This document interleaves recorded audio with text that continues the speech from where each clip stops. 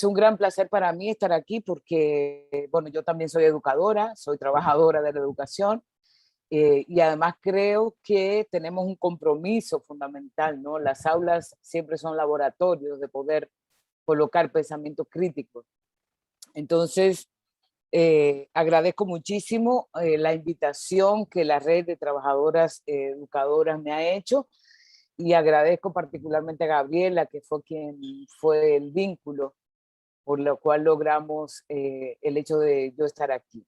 Bueno, tal como se dijo en la presentación, la idea es que yo voy a dar unas pinceladas importantes que yo creo claves para entender también la historia del pensamiento feminista, ¿no? Y cómo esto tiene que ver con la historia nuestra colonial también, cómo el feminismo también ha reproducido esa colonialidad y cómo ha habido diferentes corrientes críticas hechas por afrodescendientes, por indígenas, por lesbianas feministas, por campesinas, personas populares, que han también cuestionado ciertas lógicas de ciertos feminismos que son elitistas. Entonces, eso es lo que voy a hacer, es decir, toda la primera parte me voy a encargar de trabajar lo que han sido las críticas fundamentales que se han hecho a ese feminismo del cual también yo bebí. Y luego voy a centrarme en la propuesta del feminismo decolonial, que es una propuesta que ha surgido desde esta Abya Yala, y voy a llamar Abya Yala al continente que colonialmente se llamó América Latina, porque los pueblos originarios cuna, aquellos que estaban situados entre Panamá y Colombia, llamaron a este continente Abya Yala, y es luego después que los colonizadores le ponen América Latina y el Caribe. Entonces, como una manera de descolonizar también la memoria, pues voy a llamar Abya Yala fundamentalmente. Entonces, agradezco de verdad la invitación. Ojalá que al final pues haya preguntas, haya intervenciones, haya desacuerdos incluso. Voy a compartir pantalla para que sigan la presentación, que yo creo que así es más fácil. Creo que ahí ya se está viendo, espero que sí. Ok. A ver, una de las cosas, un momentito. Ok. Yo voy a partir de algunas premisas y voy a decir que mi perspectiva en esta conferencia, en esta charla, en esta conversación va a ser fundamentalmente el feminismo decolonial, que le voy a explicar con más detalle más adelante, pero lo importante es que este feminismo recupera las corrientes y posiciones críticas del feminismo por su sesgo universal y homogéneo, ¿no? Este feminismo hegemónico, el feminismo clásico. Ahorita voy a hablar mucho más, con mucho más detalles sobre eso. Entonces voy a recuperar fundamentalmente estas críticas que se le han hecho precisamente de solamente pensar las mujeres de forma universal, ¿no? De forma homogénea. Y también esta perspectiva se alimenta de buena parte de las perspectivas y los conocimientos y los pensamientos críticos que se han hecho en América Latina, y también lo voy a explicar con detalles, que nos ha permitido profundizar un poquito también en analizar la región. Bueno, aquí como ya les decía, voy a preferir hablar de Abya Yala, en algunos momentos voy a hablar de Latinoamérica, pero opto mejor por hablar de Abya Yala. Y dentro de eso yo pongo aquí Caribe entre signo de interrogación, porque cuando hablamos de la región, hablamos de América Latina, ¿no? Como si fuera una cosa también homogénea. Sin embargo, el Caribe, de donde vengo yo y donde estoy en este momento, estoy en República Dominicana, en mi casa donde nací y me crié, el Caribe como que es una especie como de submundo, a pesar de que el Caribe fue aquí que entró la colonización, es decir, por esta isla que hoy compartimos, Haití, República Dominicana, fue que se asentó la colonización, ¿no? A pesar de que entró por lo que Colón llamó San Salvador, fue aquí en esta isla que se instaló esa colonización. Por eso se dice la primera universidad, la primera misa, la primera, es decir, siempre es lo primero. Este fue el laboratorio de la colonización que luego se extendió al resto de las Américas. Sin embargo, cuando hablamos de Latinoamérica, muy pocas veces pensamos en el Caribe, ¿no? Y además el Caribe fue uno de los lugares donde las grandes resistencias, empezando por la Revolución Haitiana, el cimarronaje, ¿no? Que cambió la lógica colonial, terminó con la esclavitud, también empezó aquí. Entonces, para nosotras como feministas decoloniales es muy importante, y además yo que soy de esta isla y me sé un poco la historia de dónde viene todo eso, es muy importante visibilizar el Caribe. Aquí también se han dado procesos súper interesantes de educativos, de educación popular, de educación decolonial, que yo creo que hay que volver a retomar y visibilizar el Caribe, ¿no? Yo quisiera, voy creo que es, a ver, ahora sí. Quisiera empezar por estos dos conceptos porque son claves para nosotros, ¿no? En la historia universal, esta que se nos enseña en las escuelas, siempre se piensa la modernidad desde lógicas coloniales, ¿no? La modernidad, sabemos, un proyecto civilizatorio. Esa modernidad se ha dicho que ha comenzado, y sobre todo en la lógica eurocéntrica, se ha dicho que ha comenzado con acontecimientos como, por ejemplo, la Revolución Francesa, el Renacimiento, la Reforma Protestante, es decir, son acontecimientos que evidentemente han tenido impacto a nivel mundial, pero parecería que es ahí que empieza ese proyecto europeo cuando Europa se hace el centro, ¿no? Y nosotras y todas las personas que estamos en la opción de colonial, queremos retomar fundamentalmente cómo esa modernidad, es decir, el hecho del proyecto civilizatorio de Europa, no puede entenderse sin acontecimientos que sucedieron mucho antes. Uno de esos acontecimientos fue la colonización, es decir, cuando empieza la colonización es que Europa se encuentra con ese otro, ¿no? Que son nuestros pueblos originarios, y empiezan a decir, nosotros somos superiores en términos epistemológicos, somos superiores porque tenemos racionalidad, somos superiores porque ustedes no tienen nuestra religión y por eso se impuso la religión judeocristiana, etcétera. Entonces, esa modernidad que es el proyecto de Europa, la centralidad de Europa en todo ese mito, ¿no? No puede entenderse sin la colonización. Es gracias a la colonización que Europa se construye en términos europeos. Y por eso para nosotros es muy importante el concepto de colonialidad.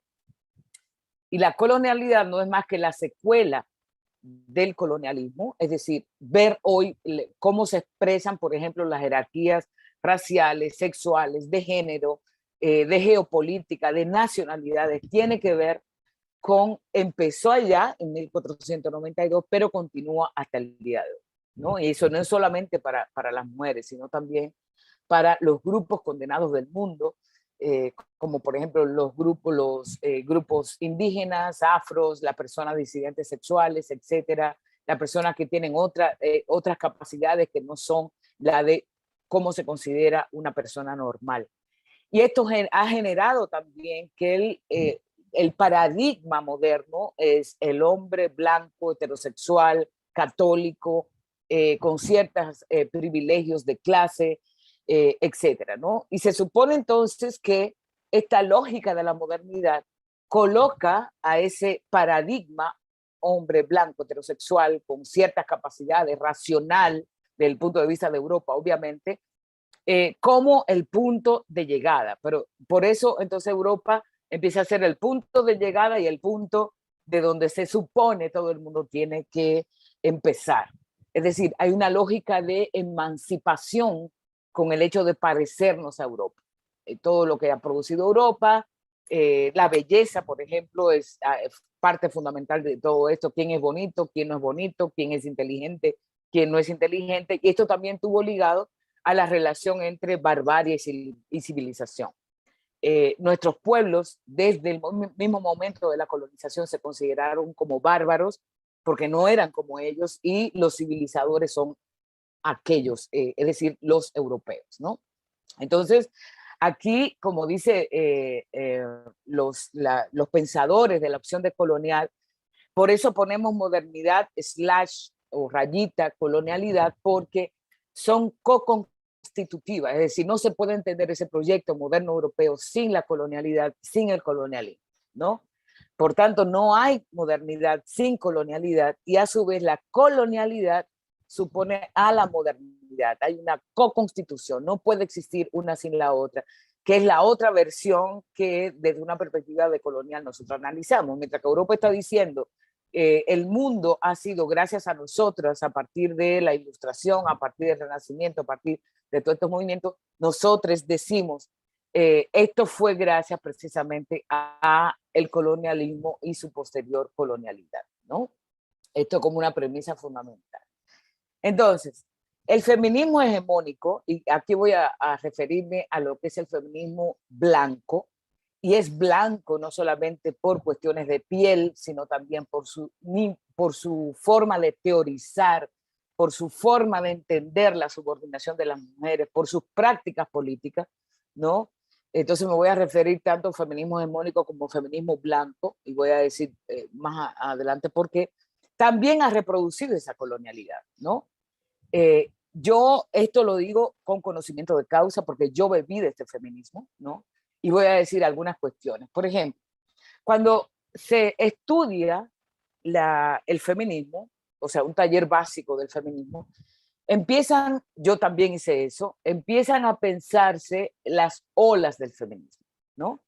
Entonces, la primera ola se dice que fue el sufragismo, y todo el asunto del derecho al voto. Luego hay el tema de la igualdad, a propósito de lo que ustedes estaban presentando en términos de la red antes de empezar esta charla. Todo lo que tenía que ver, digamos, con parecerse al sujeto moderno, ese hombre blanco, es decir, los hombres votan, bueno, pues las mujeres también tienen que votar, los hombres trabajan, bueno, pues las mujeres también tienen que trabajar, etcétera, etcétera, ¿no? Empieza ahí, luego hay una segunda ola que fundamentalmente se enseña a partir fundamentalmente de lo que fue el movimiento por la liberación de las mujeres, que se dio tanto en Estados Unidos como también en Europa, donde aquí ya no era solamente el tema de la igualdad, sino a partir de unos conceptos clave como patriarcado, como género, como división sexual del trabajo, se empieza a decir que la subordinación de las mujeres se debe a unos sistemas de opresión, en este caso basado en la cuestión de género, ¿no? Bueno, de ahí salen otras subcorrientes, como por ejemplo el feminismo radical, que le da importancia a la sexualidad, le da importancia fundamentalmente a las relaciones entre mujeres, de ahí sale, por ejemplo, el realismo feminista, etcétera, ¿no? Luego se habla de una supuesta tercera ola, que es cuando entra el feminismo negro y cuando entran algunos de los feminismos de los que yo voy a hablar aquí, que son aquellas que no son blancas, ¿no? No son, en nuestro contexto serían blancas mestizas, ¿no? O mestizas en todo caso, y empiezan a cuestionar esta lógica que no es solamente el tema del género, sino que también el tema de raza, el tema de clase, el tema de sexualidad, son elementos centrales. Ahora, ¿por qué yo digo que el feminismo hegemónico ha reproducido la colonialidad? Primero por esa linealidad, es decir, el punto de partida sigue siendo Europa, las europeas en este caso, y luego las norteamericanas, cuando mucho antes de que sucediera el sufragismo, de que sucediera el feminismo de la igualdad, ya había mujeres entre comillas, ¿no? Porque ahorita voy a problematizar ese concepto, que ya estaban luchando, inclusive las africanas, las indígenas, que antes de que se conociera el feminismo estaban luchando en contra de la esclavitud. Esas son luchas súper importantes que no podemos, por lo menos nosotras las que nos colocamos desde un punto de vista crítico, no podemos obviar, ¿no? Por eso decimos que el feminismo es moderno, este feminismo hegemónico es moderno, porque reproduce esta lógica de la modernidad que yo acabo de explicar hace un momentito, ¿no? Entonces, esa linealidad de la historia, esa linealidad de que Europa es el punto de llegada y el punto de partida, también ha sido reproducido en el feminismo. Ahorita vamos a ver cuáles son las implicaciones que esta cuestión han tenido.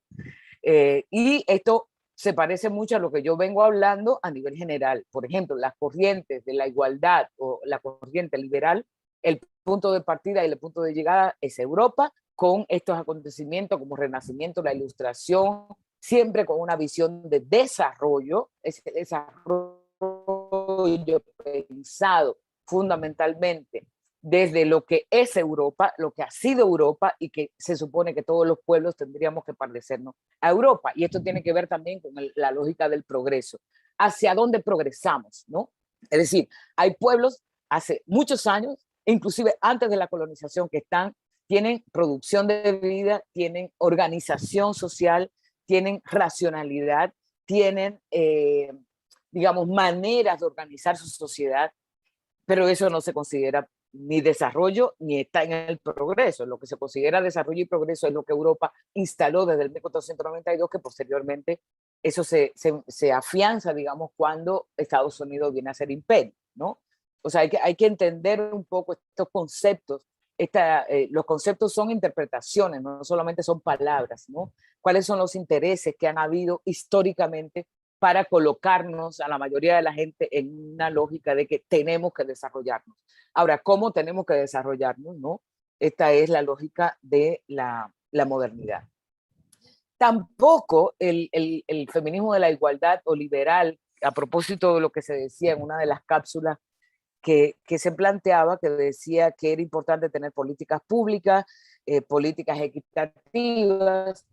Sin embargo, una de las cuestiones que nosotros venimos a problematizar es que no hay un cuestionamiento de lo que significa el Estado. El Estado es el Estado-nación, ¿no? Organización jurídica que es el Estado, con la forma de pensar cómo la sociedad asume que es una comunidad a partir de la idea de nación. No me voy a meter mucho en eso porque se me va el tiempo. Pero aquí lo que me interesa plantear es que el Estado-nación también fue un producto de la modernidad, colonialidad, ¿no? Fue la forma de organización que en muchas cuestiones en ese sentido. Por ejemplo, la escuela, a propósito de lo que hacemos nosotras y nosotros, las universidades son instituciones que ha instalado la modernidad, colonialidad, ¿no? Donde se supone se concentra el saber. Parecería que no hay saber por fuera de las escuelas, de las universidades, etcétera. Pero también los feminismos que empezaron a cuestionar el feminismo de la igualdad o liberal, por ejemplo, el de la diferencia, diciendo que no querían igualdad o liberal, sino que mujeres y hombres éramos diferentes, por tanto había que hacer una política distinta, o las pacifistas que proponían o han propuesto, digamos, una construcción de paz, o las anarquistas, ¿no? También reprodujeron, igual que el feminismo de la igualdad o liberal, esta lógica de que las mujeres somos iguales.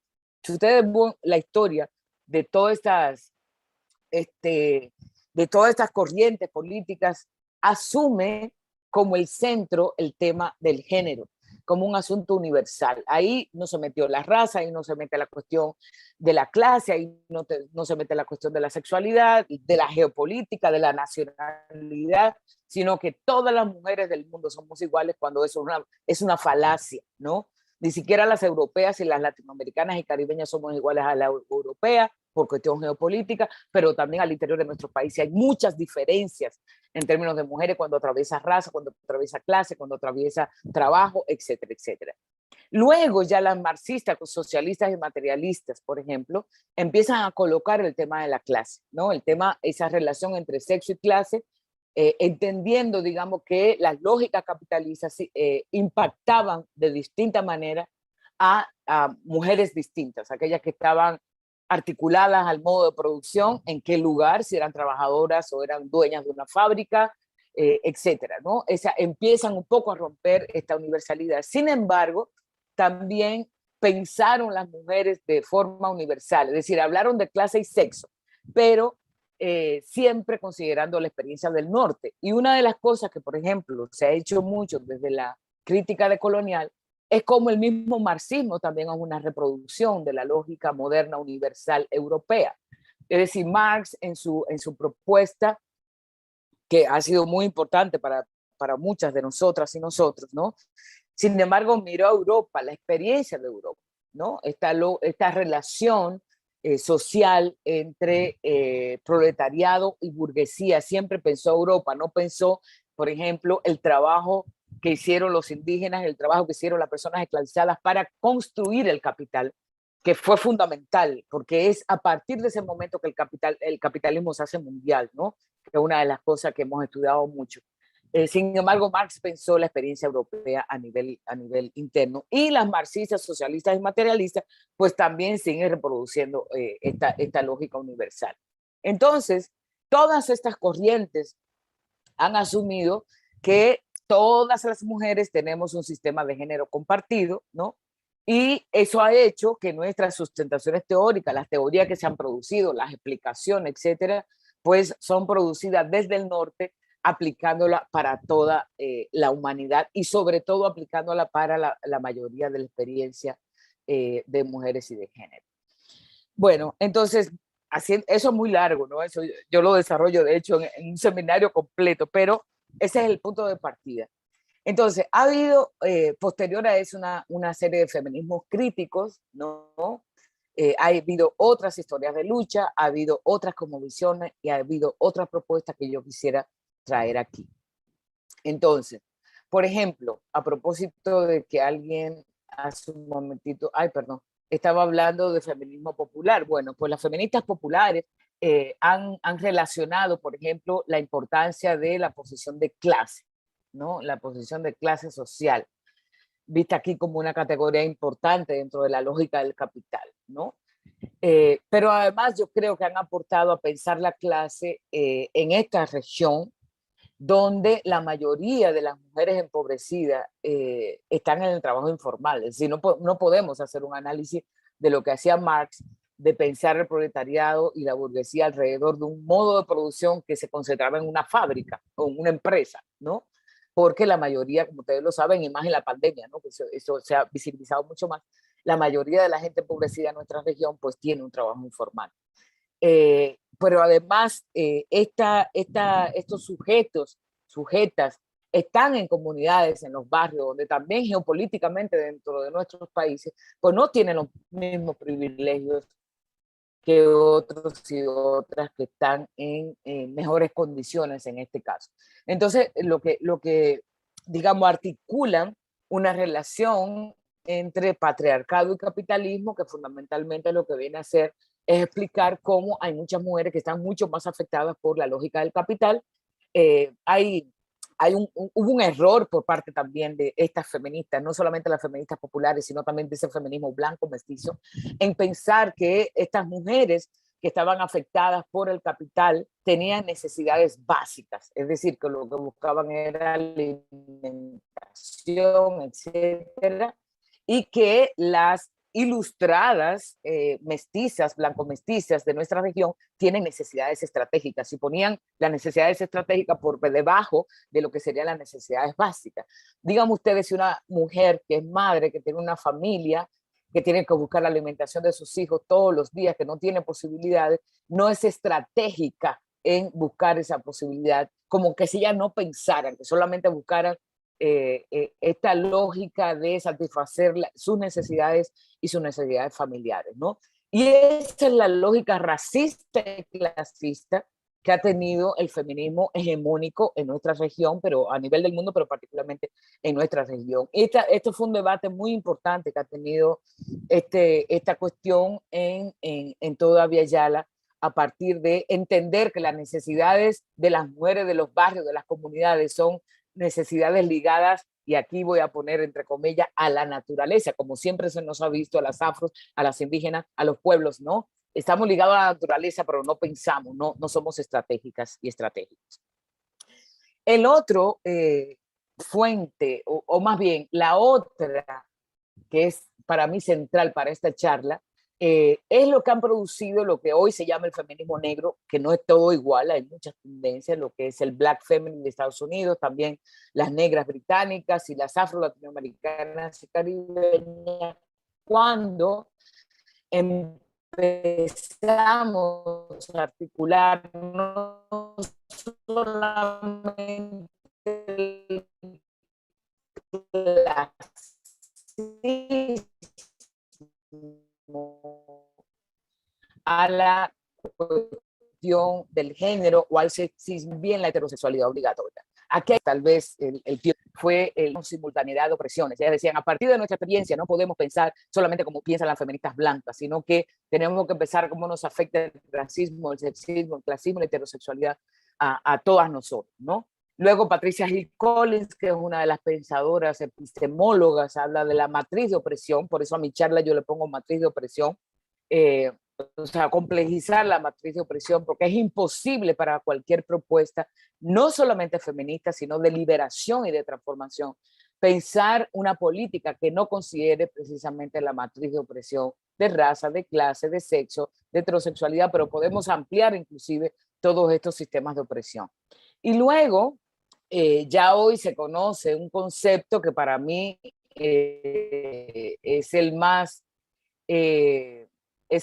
liberal de todos, que es el propuesto por Kimberlé Crenshaw, que es el concepto de interseccionalidad, y es el más liberal porque si bien considera que no todos los seres humanos son iguales con base al género, particularmente las mujeres, sino que el tema de raza, de clase, etcétera, lo que Kimberlé Crenshaw hace con la interseccionalidad es fundamentalmente una descripción, es decir, y eso es importante, ¿no?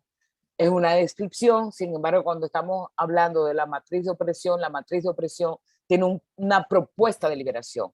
Cuando Kimberlé Crenshaw hace una propuesta de la interseccionalidad, está pensando fundamentalmente dentro del Estado, la política pública. Nosotras pensamos que si bien al Estado hay que hacerle ciertas disputas, hay otras políticas que hay que hacer para poder transformarnos de la lógica de la colonialidad modernidad, ¿no? Eso yo no voy a entrar mucho a eso, es muy largo, pero le dejo ese dato. Y María Lugones, que es una compañera que fue argentina, pero que migró a Estados Unidos, se definió posteriormente como una mujer de color, a quien le debemos el concepto de feminismo decolonial, habla de fusión, es decir, cómo no podemos separar estas.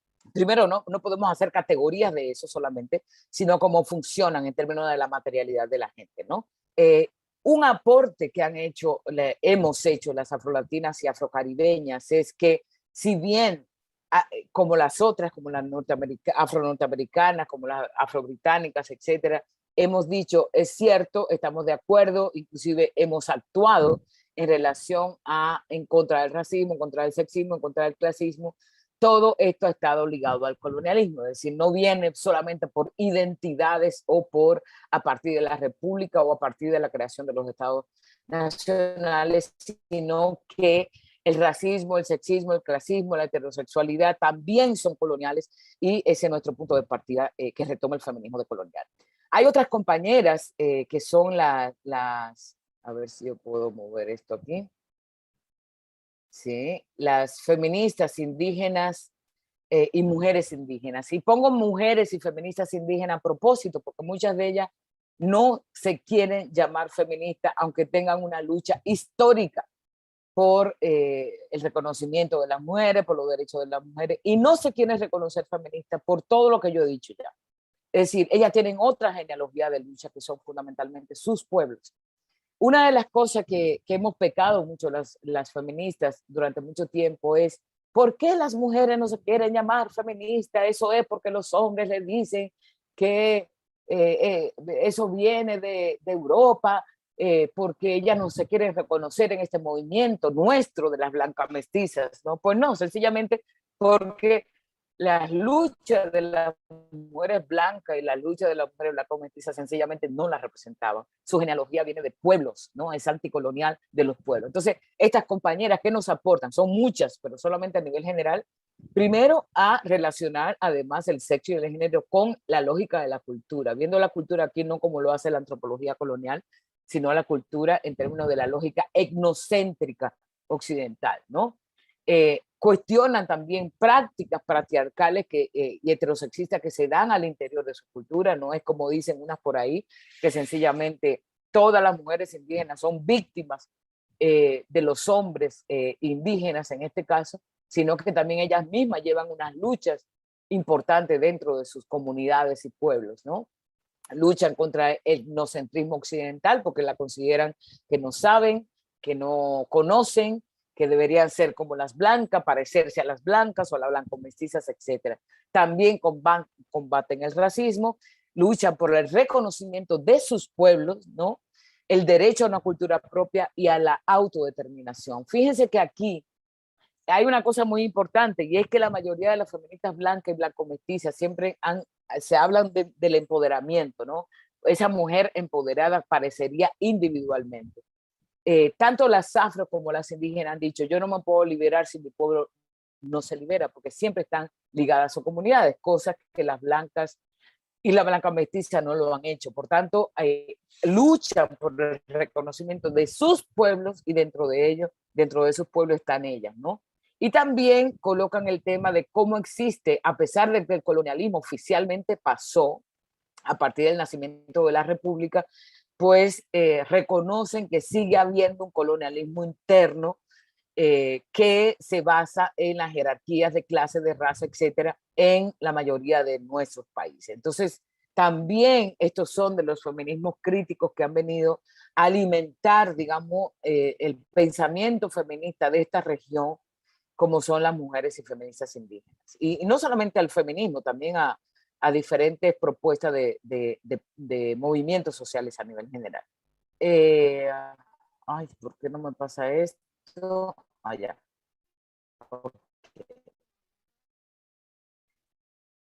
Hay un feminismo que para nosotras ha sido muy importante, que aunque son blancas, han sido muy importantes. Quiero saber y que me digan con alguien con la voz si se me escucha bien, si me están siguiendo bien, por favor. Sí, se escucha. Perfecto. Gracias. Entonces, no sé por qué esto se me para. Bueno, el feminismo postestructuralista, ¿qué es lo que propone? Voy a tener que quitar esto de la presentación general porque aquí, ok.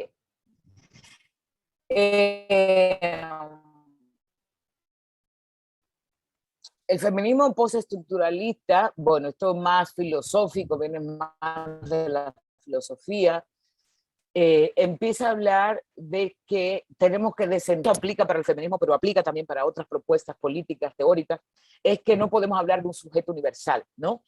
Por ejemplo, no podemos hablar de la clase obrera universal, porque la clase obrera no es universal, no podemos hablar de esa clase, las mujeres tampoco universal, igual que ya lo han dicho otro feminismo. También una de las propuestas que está aquí es que no las identidades, por ejemplo, el hecho de que yo diga soy afro, soy mujer, soy indígena, son contextuales, pero además no son el objetivo en sí mismo, ¿no? Sino que son también estrategias. Por tanto, las identidades tienen límites políticos, son importantes, pero que no pueden ser, digamos, tampoco universales y tampoco pueden ser para toda la vida. O sea, son coyunturales, son de acuerdo a momentos históricos, ¿no? Y además le da mucha importancia a cómo todo esto de la universalidad de las mujeres, de esta lógica de jerarquías también se hace a través de los discursos y los lenguajes, es decir, las representaciones que tenemos, por ejemplo, de las mujeres indígenas, de las mujeres afro, de las mujeres populares, viene precisamente por esa representación que se ha construido a través de muchos años y le da mucha importancia a esto, ¿no? Y muchas de estas compañeras han propuesto la teoría queer precisamente alimentada por esta discusión. Sin embargo, muchas de nosotras, a propósito de la teoría queer se ha blanqueado porque los queer en Estados Unidos fueron aquellos y aquellas trans, gays, populares, afros en Estados Unidos, que empezaron a cuestionar esta lógica blanca de los gays que se querían casar, que querían tener una familia nuclear, es decir, tener los derechos de los gays, de las y los heterosexuales a nivel general. Y así sucedió lo queer, ¿no? Sin embargo, en los últimos tiempos, como lo queer entró a la academia, se ha blanqueado cuando no, y la mayoría de estas teorías queer se limita solamente a las cuestiones del género, aunque sea cuestionando las cuestiones de género y desestabilizando las cuestiones de género, complejizando que el género de hecho es heterosexual, complejizando que hay una lógica binaria del género, ¿no? Sin embargo, el tema del racismo, del clasismo casi no lo toca. Por eso decimos mucho que esa teoría, a pesar de que fue una propuesta que surge fundamentalmente de la gente racializada, pues se ha blanqueado cuando entra a la academia y sobre todo a la Academia del Norte. La otra propuesta importantísima para muchas de nosotras fue lo que propuso el lesbianismo feminista, ¿no? El lesbianismo feminista lo que viene a plantear y recoge dos propuestas de dos personas blancas, pero muy críticas, en este caso Adrienne Rich, con su famoso texto La heterosexualidad obligatoria, y el otro es el de Monique Wittig, la propuesta de Monique Wittig, la primera norteamericana y la segunda francesa, y es entender la heterosexualidad no sencillamente como una opción más sexual, ¿no? Dentro de una diversidad, sino como una institución, decía Adrienne Rich. Aquí traigo una cita que dice: la heterosexualidad, así como la maternidad, la explotación económica, la familia nuclear, tienen que ser analizadas como instituciones políticas sustentadas en ideologías que disminuyen el poder de las mujeres. O sea, dentro de la heterosexualidad, vista como institución, es que podemos entender por qué muchas mujeres están, digamos, subordinadas también. No sencillamente por el patriarcado a nivel general, sino que, por ejemplo, la apropiación de su trabajo, la apropiación de su sexualidad, las violaciones tienen que ver con este sistema, esta institución que le dice Rich, que es la heterosexualidad. No tiene que ver con el tema del deseo, aunque también aquí el deseo es politizado. La pregunta sería por qué la mayoría de la gente desea otra persona de su sexo opuesto. Eso también, digamos, es explicado desde la lógica de la institución de la heterosexualidad. Las feministas decoloniales, vamos a decir, y esa es parte de mi trabajo, vamos a decir que la heterosexualidad también es colonial, y eso lo pueden buscar ustedes en un ejemplo que yo siempre doy, que fue las leyes de Burgos del 1512, cuando ya las mujeres aquí se le empieza a obligar a, por ejemplo, depender de los maridos, estar en la parte privada,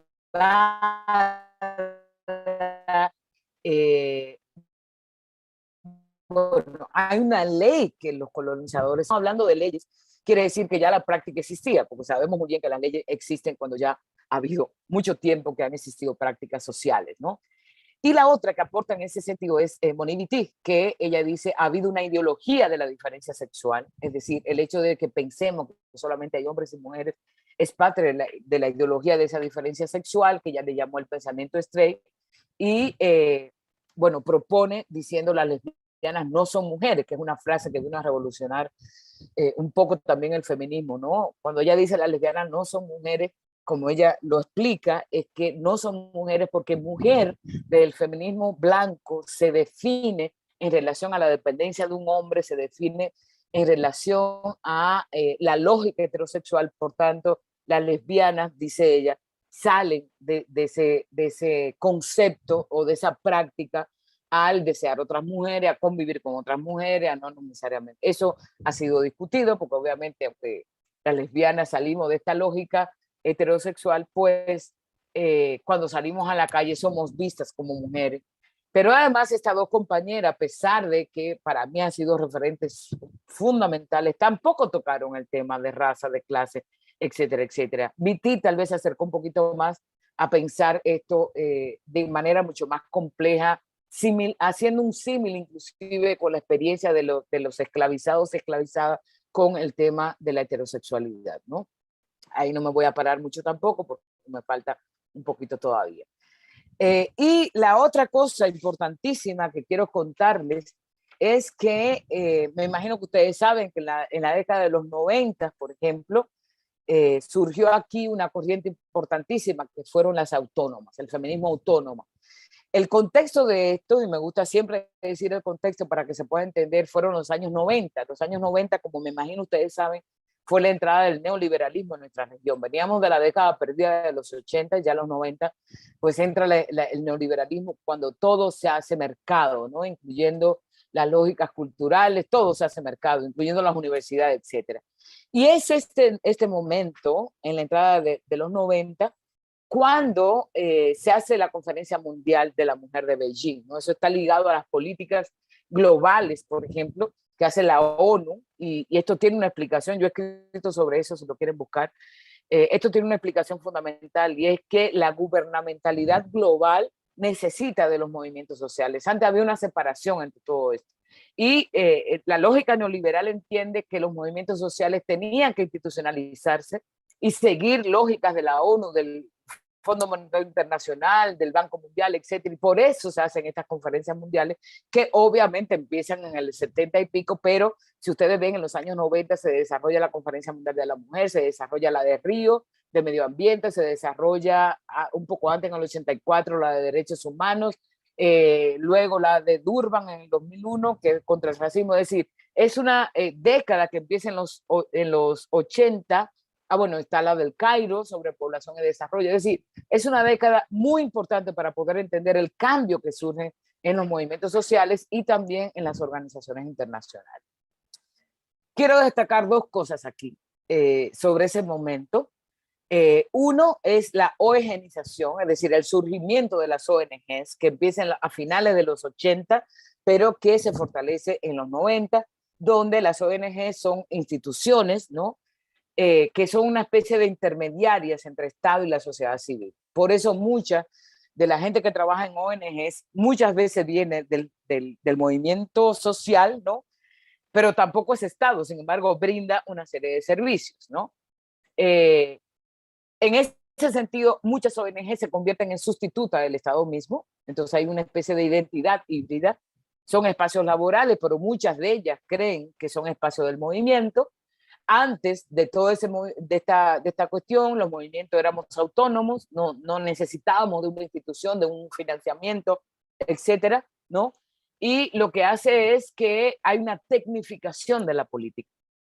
Y esto es de la política feminista, pero esto lo podemos aplicar a la mayoría de los movimientos sociales. Ya la gente no va a las marchas si no es en un horario después de su trabajo, ya la gente no va a un proyecto comunitario si no se le paga una serie, o sea, si no hay un financiamiento detrás, etcétera, ¿no? Y también en relación con el Estado, y llámese aquí el Estado, no solamente el Estado nacional, sino también estas instituciones multilaterales, ya el vocabulario empieza a ser advocacy, el lobby, el monitoreo, tenemos que hacer la evaluación de las políticas públicas, hay una visión liberal pro género, ¿no? Vamos a incorporar a la mujer al desarrollo, acordémonos lo que dije hace un momentito, a cuál desarrollo, y es al desarrollo blanco, ¿no? Pensar que las mujeres tienen que estudiar y es la única forma de conocer, como si las mujeres, por ejemplo, que labran la tierra no tienen conocimiento, y además tienen mucho más conocimiento que nosotras de producir la vida, que es lo más importante. Pero aquí tienen que ir a los espacios de poder del Estado, tienen que ir a las universidades. Todo eso hemos sido víctimas, ¿no? Incluyéndome en ese sentido. Entonces, el movimiento social autónomo, feminista, empieza a perder fuerza y autonomía, ¿no? Y por eso, entonces, muchas de nosotras conformamos lo que fue la corriente autónoma feminista en los años 90 en contra de esta institucionalización del feminismo, pero que al día de hoy, si evaluamos la fuerza que ha tenido la institucionalización, ha sido impresionante, ¿no? Y por eso muchos de los movimientos sociales, incluyendo el feminista, pues es cada vez menos radical y asume conceptos, lógicas que tienen que ver con esta modernidad colonialidad, ¿no? Sin embargo, hay experiencias, digamos, autónomas.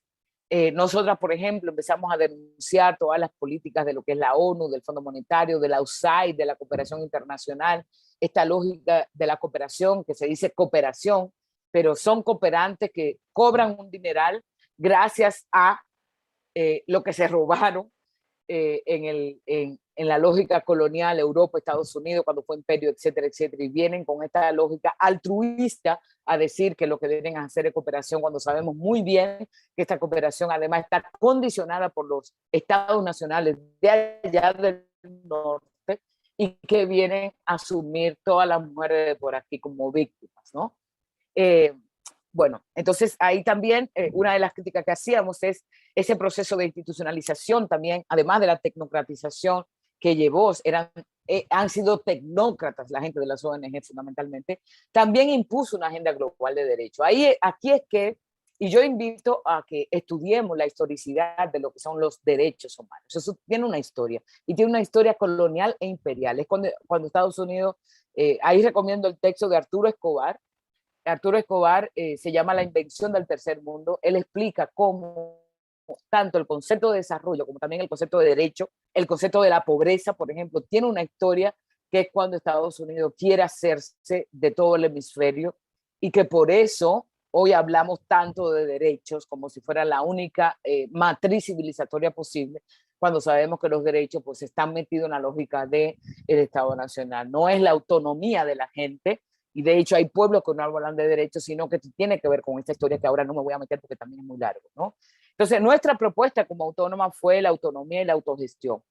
Esta autonomía no es partido, no es Estado, no es ONG y no es academia.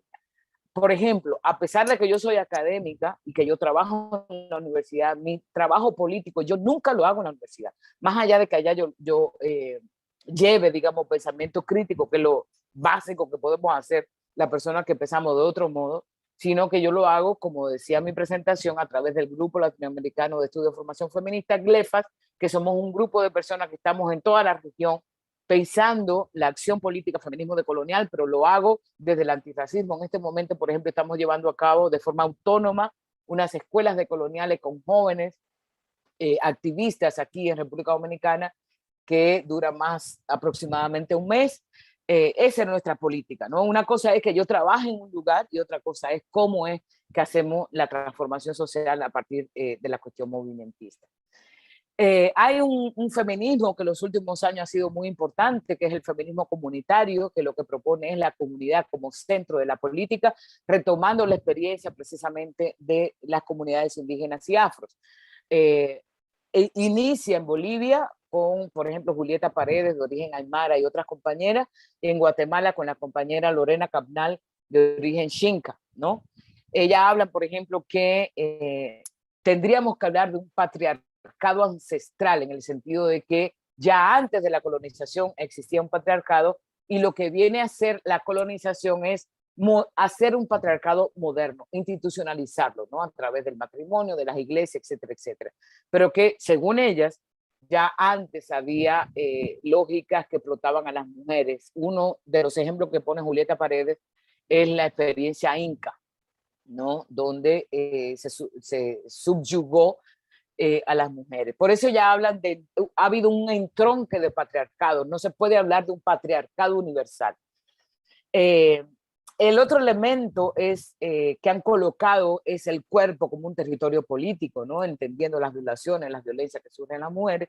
Y Lorena Cabnal particularmente habla de la heterosexualidad cosmogónica, como también incluso la cosmogonía de muchos pueblos indígenas que han sido traspasados por la lógica de la colonialidad, ya hablan que la heterosexualidad ha sido una cuestión europea y que se lo trajeron, por tanto rechazan a las lesbianas, a los gays, etcétera, cuando la realidad es que antes de la colonización ya había personas, digamos, todos estos conceptos son modernos, ¿no? Entonces el lenguaje nuestro es muy limitado por eso, pero digamos, lo voy a decir en términos modernos, ya habían personas lesbianas, habían personas trans, etcétera, que no eran castigados como fue castigado a partir de la colonización. Ahora, hay un problema que particularmente yo y otras compañeras tenemos con el feminismo comunitario, que si bien compartimos algunas cuestiones, tampoco el patriarcado ancestral, si es que lo hubiere, porque eso hay que etnografiarlo y sabemos que etnografiar el pasado es muy difícil, no se puede hablar de la misma lógica del patriarcado moderno, efectivamente, pero además vamos a suponer que los incas hicieron eso, probablemente en las comunidades mayas eso no sucedió, como lo viene a explicar una de nuestras compañeras, Aura Cumes, a partir de una lectura crítica del Popol Vuh, que es el texto sagrado de los mayas, donde ni siquiera el concepto mujer y el concepto hombre existía, ¿no? Eso quiere decir que tanto los conceptos de hombres, mujeres, y a partir de ahí la heterosexualidad, y a partir de ahí el matrimonio y la familia, todo eso ha sido una concepción moderna. En todo caso, habría que etnografiar en cuáles de los lugares de Abya Yala se entiende en el feminismo y cuáles son sus particularidades, ¿no? Por esto ha sido un feminismo muy importante para muchas compañeras, sobre todo indígenas, afrodescendientes, porque parte de la comunidad. Entonces, llego a la última parte para ya abrir paso a la discusión, a la reflexión colectiva. Entonces, ¿qué es el feminismo decolonial? Yo lo sintetizo muy, en algunas palabras.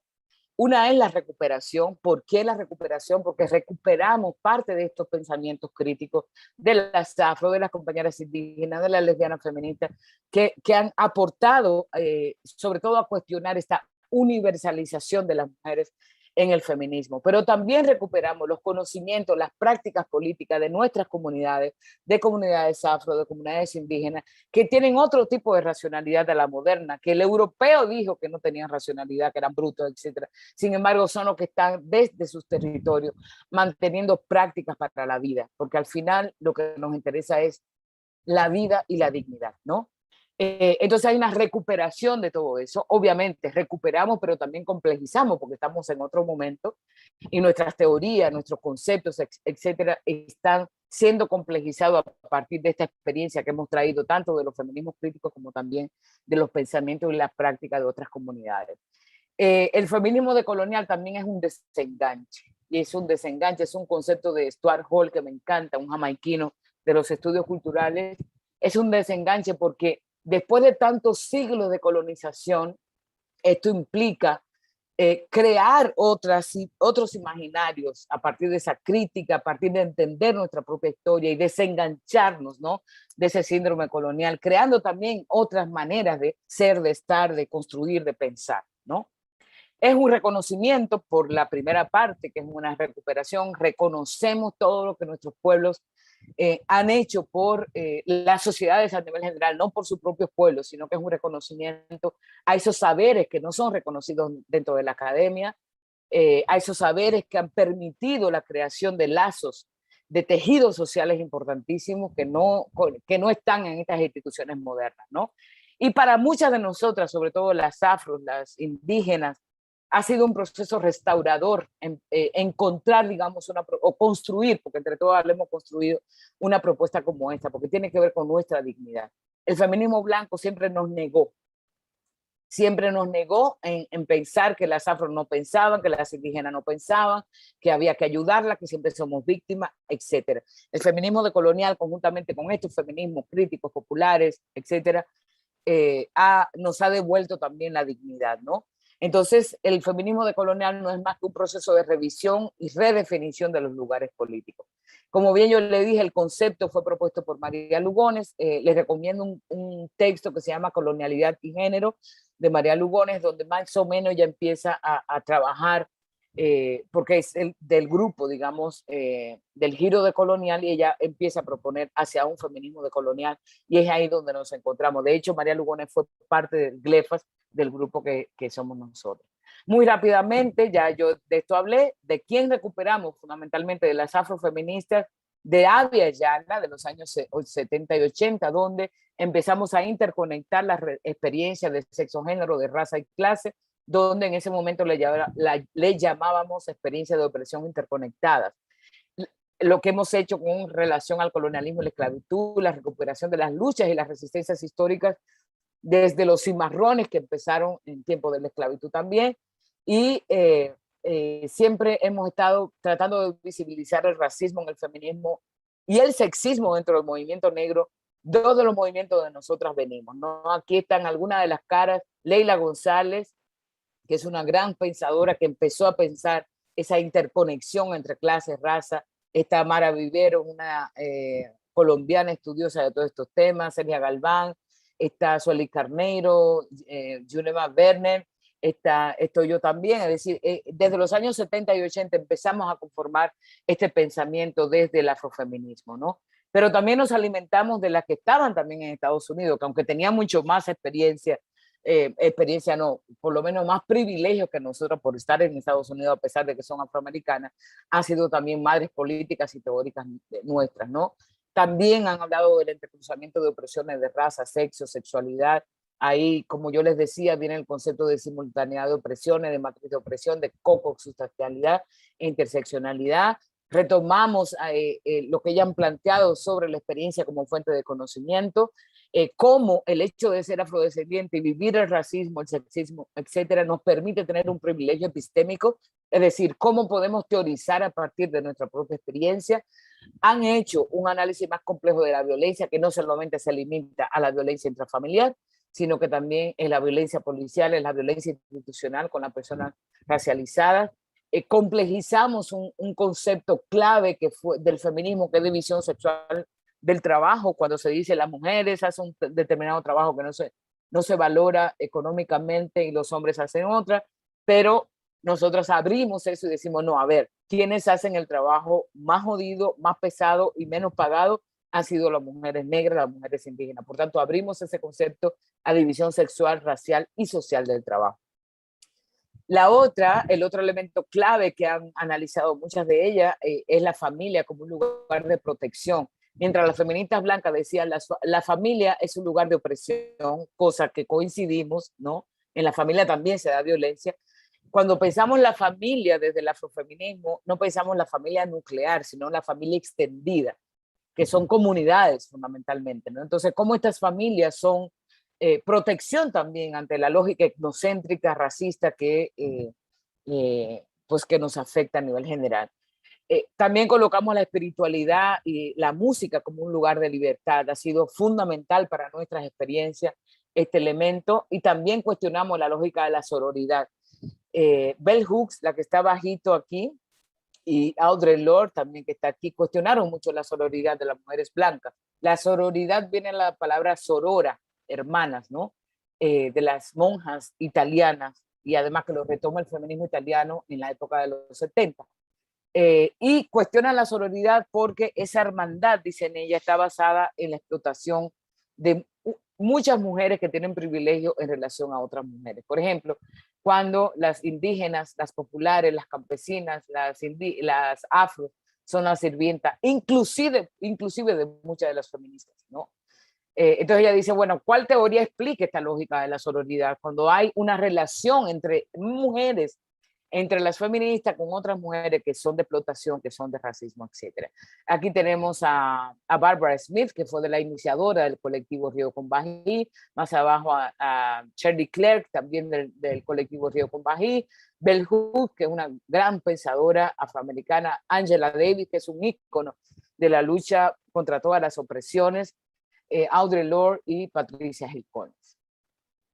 Bueno, ya no voy a explicar la corriente autónoma, pero el feminismo decolonial se bebe también de la corriente autónoma latinoamericana. Venimos de ahí, muchas de nosotras, feministas decoloniales, por todo lo que ya yo les expliqué en relación a las políticas neoliberales y a la institucionalización del feminismo. Del feminismo materialista francés retomamos lo que ya expliqué sobre el materialismo, sobre la heterosexualidad obligatoria y la sexualidad como régimen político. Del feminismo postcolonial, que son compañeras que desarrollan su pensamiento en la India, pero que también migran hacia metrópolis como Gran Bretaña y Estados Unidos. Y hay dos íconos importantes. Una de ellas es Chandra Mohanty y la otra es Spivak, Gayatri Spivak, que hablan de violencia epistémica, colonialismo discursivo y esencialismo estratégico. La violencia epistémica se refiere fundamentalmente a lo que en general hacen las feministas blancas que vienen del norte a estudiar las del sur, o al interior de nuestros países, lo que hacen la blanco mestiza con las indígenas y afro, que no consideran que esas compañeras tienen agencia, que son incapaces de velar por sus propias vidas, ¿no? Y cómo ellas vienen con su lógica de proyecto, todo eso, en lógica del desarrollo y del progreso, a decirles qué es lo que tienen que hacer. Colonialismo discursivo tiene casi que ver con lo anterior, que son las categorías que nosotros usamos o que ellas utilizan para hacer esto. Por ejemplo, cuando una investigadora va a estudiar las indígenas, va con los lentes de género desde su propia experiencia, asumiendo, repito, aquellas que son víctimas. Por ejemplo, aquí eso no se aplica, que no hay sexismo, por supuesto que hay muchísimo, ¿no? Pero no podemos decir que son solo víctimas del patriarcado, porque estas mujeres tienen una autonomía impresionante en términos económicos, en términos de toma de decisiones, etcétera, ¿no? Entonces, lo digo por tu propia familia, lo digo por la experiencia que tenemos aquí en el Caribe. Obviamente son muy sexistas, hay que ver esto mucho más ampliamente, pero en general lo que se hace es que cuando se hace investigación, se va con los lentes del género y no se ve nada más, y por tanto todas son víctimas de sus hombres, sus maridos, sus padres, etc. Y lo otro es que, por ejemplo, una de las cosas que decían las postestructuralistas, la mayoría blanca, ¿no? Butler, bueno, varias de ellas, es que la identidad era una cuestión que ataba a los movimientos sociales. Si bien estamos de acuerdo, como ya yo dije, con la postestructuralista, de que las identidades tienen que ser una cuestión estratégica, lo que Spiva viene a explicar es que esa estrategia es fundamentalmente de la gente que necesita la identidad, porque ¿quién que necesita la identidad? Nosotras, mujeres, afros, indígenas, etcétera, porque la gente blanca ya la tiene tan estabilizada que no, ni siquiera se le cuestiona. Nosotros utilizamos la identidad para explicar una opresión, ¿no? En este caso, soy una mujer negra, soy afrodescendiente, para visibilizar la lógica racista, clasista, etcétera. Por tanto, ya habla de la importancia del esencialismo estratégico.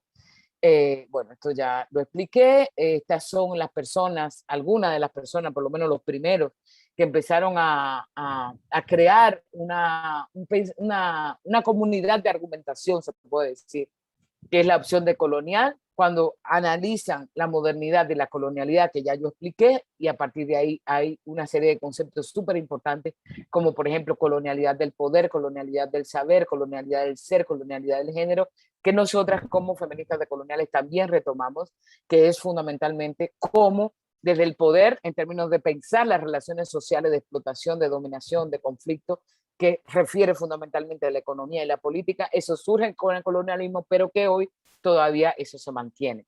La del saber, que es una propuesta, la primera es de Aníbal Quijano, que de los grandes pensadores, ¿no? La segunda, que es de Edgardo Lander, es la colonialidad del saber, que tiene que ver con la epistemología, con el pensamiento, con el tipo de filosofía, con el tipo de ciencia, de lenguas, conocimiento que se establece en el colonialismo, pero que permanece al día de hoy. Eso lo vemos en las escuelas, que se enseña, cómo se enseña, cuáles son las metodologías, etcétera, ¿no? La colonialidad del ser, que es una propuesta de Nelson Maldonado, caribeño de Puerto Rico, que tiene que ver con cómo desde la colonización a los indios, por ejemplo, se les consideraba que no tenían alma, ¿no? Y el alma, ustedes saben que era la trascendencia en ese momento de la colonización, cuando el saber estaba concentrado en los teólogos y los sacerdotes y todo eso. Y el no tener alma, cuando se le decía, ustedes no tienen alma, era convertirlos en cristianos de forma obligada, negando que ya ellos y ellas y ellas también tenían espiritualidad. Y tiene que ver con el tema de la humanidad. Luego se hizo con los africanos y africanas, asumiéndolo como animales, ¿no? Pero eso que sucedió en 1490, desde 1492, eso continúa al día de hoy. Por ejemplo, si vemos a quienes están matando en las comunidades afrodescendientes, fundamentalmente son a los líderes que están defendiendo su territorio. ¿Por qué? Porque se considera que sus territorios son mera mercancía para la lógica del capital. Eso es un ejemplo de cómo se articula la colonialidad del poder con la del ser, inclusive la del saber. Y la colonialidad del género, que es una propuesta de Lugones, es que dice lo que yo un poco le decía con la ley de Burgos, como había antes un dimorfismo sexual, pero no había una lógica de género propiamente, porque el género se le atribuía fundamentalmente a mujeres blancas. Esa de pensar las mujeres en el hogar, en el espacio privado, dependiente, etcétera. Las mujeres que estaban por aquí no eran así, y mucho menos las esclavizadas, que ustedes saben que fueron consideradas como mercancía. Entonces, este es un referente importantísimo, ¿no? Entonces, ¿cuáles son, para sintetizar, dos cositas nada más? Las críticas del feminismo decolonial han sido, primero, una crítica a las lógicas del desarrollo, a la lógica de que fue una conquista, a la lógica que fue un encuentro de cultura. Lo que hubo es colonización. Tenemos una crítica a pensar el patriarcado como universal, por tanto tenemos una crítica a pensar el sistema sexo-género, que todas las mujeres la tenemos compartida, tenemos una crítica continua a la genealogía desde Europa y los Estados Unidos, tenemos una crítica al que es sujeto de la lucha política solamente de la mujer, y aquí hay una crítica al separatismo, muchas de nosotras también lo hicimos, solamente las mujeres juntitas, porque ella es el lugar seguro, cuando sabemos muy bien que también en los espacios de mujeres hay lógicas de poder. Pensamos más en las comunidades, pensamos más en que todo el mundo que tiene un proyecto de transformación tiene que actuar colectivamente. La izquierda tiene que ser antisexista, tiene que ser antirracista, el feminismo tiene que ser antisexista, antirracista, las luchas, las comunidades inclusive tienen que afrontar todos los sistemas de opresión. Por tanto, es importante que ese sujeto de la lucha no puede estar segmentado, ¿no? Hay una crítica al progreso de la conquista de los derechos de las mujeres y la democracia, porque eso responde a una linealidad de la historia moderna colonial. Tenemos una crítica a seguir dependiendo del norte, tanto en las teorías como en las propuestas políticas, a las lógicas del desarrollo y la cooperación internacional. Siempre decimos, si decidimos que es una recuperación a conciencia de que ya nos robaron ese dinero, tiene que haber una reparación, pero eso tiene que estar sustentado en el discurso y en la práctica política. Cuestionamos también la dependencia de los estados nacionales y su multiculturalismo, que solamente quiere incluir a eso que llaman la diversidad, porque sigue manteniendo al sistema paradigma moderno como el hegemónico. Superamos estas propuestas liberales de la interseccionalidad, solamente viéndolo como una descripción, viéndolo solamente que nos cruzan identidades, cuando a lo que a nosotros nos interesa es la matriz de opresión, cómo se ha dado, que todo está junto, racismo, sexismo, etcétera, etcétera. Hacemos una crítica cómo la historiografía hegemónica ha construido un tipo de memoria que responde a las élites, etcétera, ¿no? Entonces, ¿cuáles son nuestras propuestas? Pues se derivan de ahí, ¿no? Una reinterpretación de la historia hegemónica, una revisión de ese feminismo hegemónico, tanto en sus teorías como en sus prácticas políticas. Vamos más a la imbricación de las opresiones, no viéndolo como interseccionalidad, una relación entre pensamiento y práctica política. O sea, no es posible solamente hacer teorización del feminismo decolonial, sino que esto tiene que ver con las prácticas políticas que hacemos. Por tanto, hay una relación entre comunidad y movimiento. Es importante la autonomía ideológica, política, económica y la autogestión. Entendemos que los sujetos de las luchas políticas son múltiples, tienen que ser múltiples, no solamente el feminismo para las mujeres, la izquierda para los machos de izquierda o para la clase obrera, sino que tiene que ser para todo el mundo, ¿no? Y recuperamos visiones otras, como por ejemplo lo común, la comunalidad, la no individualidad, el modo de hacer colectivo, la palabra como un elemento fundamental, la cuestión oral, no solamente la cuestión escrita, que son, digamos, alternativas frente a las lógicas neoliberales. Sostenemos, como ya dije, la autonomía y la autodeterminación, las redes de apoyo, la soberanía alimentaria y sosteniéndonos sobre otras como visiones. Y bueno, eso ya yo lo dije, por tanto me voy a quedar aquí. Yo sé que es mucha información, pero bueno, iba como una carretilla para poder compartirles lo más que pudiera. Así que muchas gracias y ahora, pues, lo que quieran compartir.